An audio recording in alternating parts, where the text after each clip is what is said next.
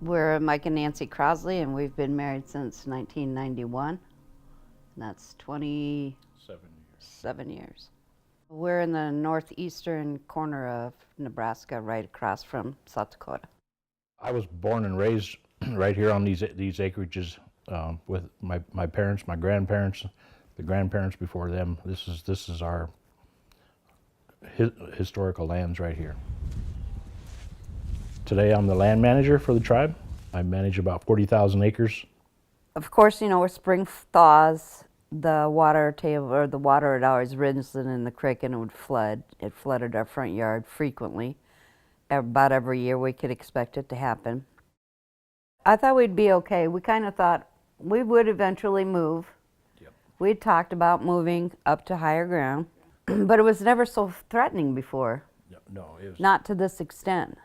Where you see the trees across over there, a couple of 100 yards, that's where actually Brazil Creek is. Okay, it usually comes out of its banks 1 or 2 times a year, but this was an exceptional amount of water that came this year. It was those 5 and 6 inch rains that bothered. In this case, the ground was still frozen. The ice was so much thicker this year and things. In a matter of about 3 hours is about how much notice we had to get out, and this was a complete shock to us for this type of amount of water. We kind of argued about that. He said to me, he said, don't worry about it. You know, it's only been up to the 3rd step. Don't worry about it. And I said, we had a hoop barn that was probably, boards underneath of it were 8 inches high. And I told him, I said, if the water gets on top of those boards, I'm leaving. I packed a bag and I told him I'm leaving.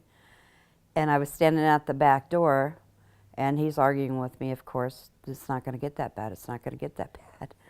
I said, the water's going over the boards, and now it's coming around our buildings. I'm leaving. So I started walking out. So this is what we always called the benchmark of how high, the highest time in 17 years that the water had ever gotten. Now it was right here.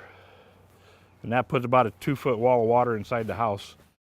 We stayed the first week with my parents across the road, which has got a good view of the river, or of the creek.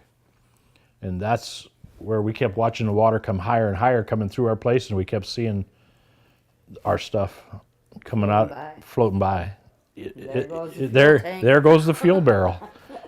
You know, I mean, it was pretty crazy. We had a front row view of watching our stuff float by us. The mailbox we retrieved about a half a mile down the road. When the water's all receded, it was sticking up out of the water, so my grandson's a rodeo fanatic, and he went out and roped it for me and drug it back in. When we rebuild, we're gonna have it as a memento of the 2019 Nebraska strong storm, okay? So it's gonna be a memory.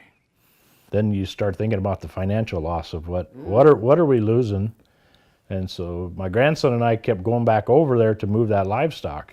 At one point, you know, I was, you know, this between, you know, waist deep and chest deep in the water.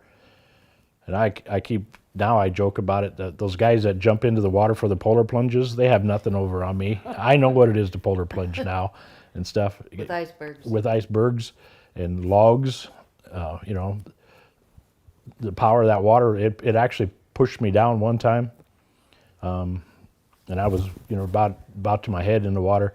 This is where I had 8 little 350-pound calves, and the water and stuff, it took 2 of those and stuff. And the ice and stuff was all deposited in here. You know, we knew our numbers were short.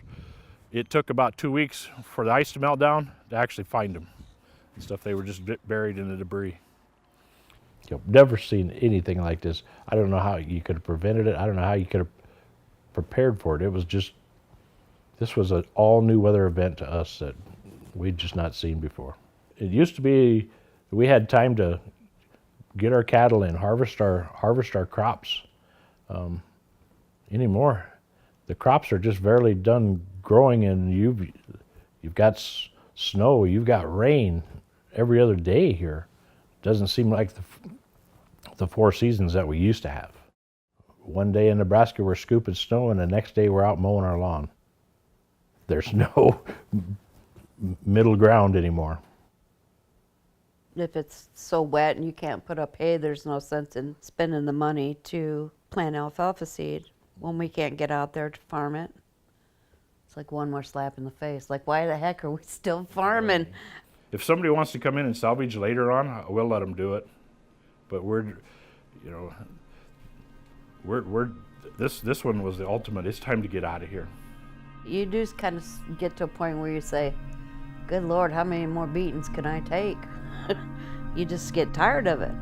Tired of the constant fight.